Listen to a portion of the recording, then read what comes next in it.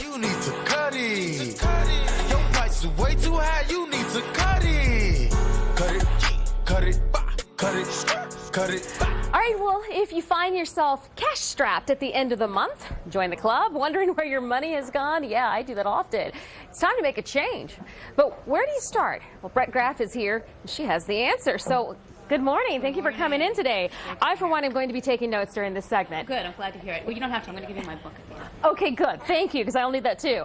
So, for people that are on a budget, you have a list, a top 5 list of things that they can do to make the most money. So, let's go through that list. Right. And we're talking about you got earth-friendly supermarket labels? Yeah, so we're shopping in the supermarket, and it's Okay. summer. We're outside. The air smells fresh. We want to keep everything clean for ourselves and for our kids. And we may reach for a lot of earth-friendly labels that don't do us or the earth any good. The first one I have here is compostable.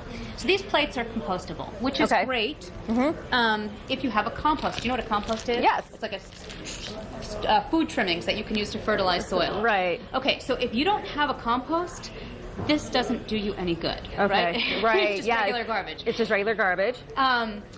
Another one of those is a lot of times we see things that are biodegradable. Right. In order for something to degrade, it needs oxygen. But all of our garbage goes to landfills, which are sealed off from the air supply and the water supply. So then how do they get oxygen? Right. So nothing is degrading.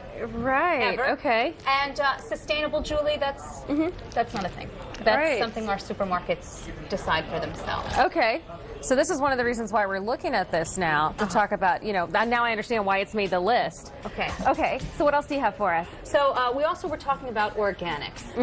We all want to keep our food as clean as we possibly can. Yes. The thing about organics is that they're not grown without pesticides. They're grown without synthetic pesticides, which sounds perfectly reasonable. Right. Until you realize that natural pesticides are also toxic. There's plenty of natural substances that are made from the earth. Right. That are the ones we're familiar with: snake venom, arsenic, all Mother Nature's bounties. Right. So it's still. So in other words, you're telling me it's still important for me to wash my fruit before I eat it. Always to wash it. Always to wash it, and also to know that there's as much variation among the organics in terms of pesticide residue as there is from organic to conventional. It's not to say don't buy organics. It's to say if money is tight, or if that's not where you want to spend it, it is not. You are not doing anything terrible for your family by buying conventional produce and washing it very well. Okay.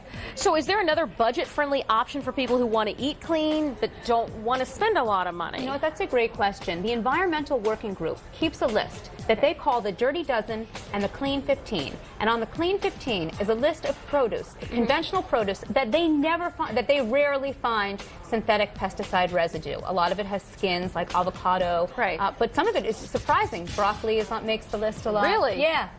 Okay, Yeah. that's good to know. Right, so that's on the Clean 15. Clean 15. And where can I find that? On the Environmental Working Group's website. Environmental Working Group They're website. a great organization. Okay, so you brought some heels in. Okay. So I'm interested now. Tell me about the heels. So, when we are shopping, one of the things we have to remember is that interruptions are expensive and that we can interrupt ourselves.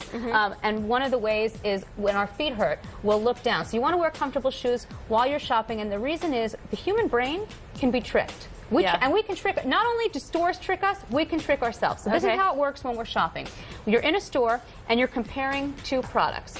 One is more expensive than the other, and the more expensive product always has more bells and whistles, right? So you're deciding if you want to pay more money for more features. Right. Okay, you're interrupted. Your attention is pulled away from the decision at hand. You tend to whatever it is, your cell phone, your stomach is grumbling, your friend just said hello. Right. Whatever it is, and then you turn back, and your brain is pretty sure it's considered this already. Like, haven't we done this? And so it automatically goes to the more expensive product because that one looks better. All the time. It really does. And I don't even think anybody interrupts me. I think I just look at it and I'm like, well, this happens to be my favorite color, and it costs $3 more than the other one. And so I get it. Well, let me tell you something. As long as you mention that, other research proves that we have the most buyer's remorse when we buy the most bells and whistles. When we get with all these features that we actually didn't go out shopping for in the first place. When we get home with the product, we wish it just did what we bought it to do. Right. And not the thousands because of other now I things. have to go through and learn all these bells and whistles to see what I don't want and what I don't need to get what I actually do need. Right. And you wish it would just do what you bought it to do. Absolutely. That's common. All right, so now we have soap. Yes. Okay. Okay, so researchers have followed hundreds of thousands of subjects and found that people who use plain soap are no more likely to get sick than people who use antibacterial soap. That's true for fevers, for stomach viruses, for skin infections. So again, it's the bells and whistles of it being called antibacterial that drags us that way? Well, there is another chemical in there, and you can, when we can discuss the pros and cons of that chemical. But the bottom line is that doctors found that plain soap people are no more likely to get sick. And if anything, there's another theory floating around the medical professionals that they call the hygiene hypothesis, that we're so clean our immune systems don't even know how to work anymore, and that's responsible for diseases. So so they say plain soap.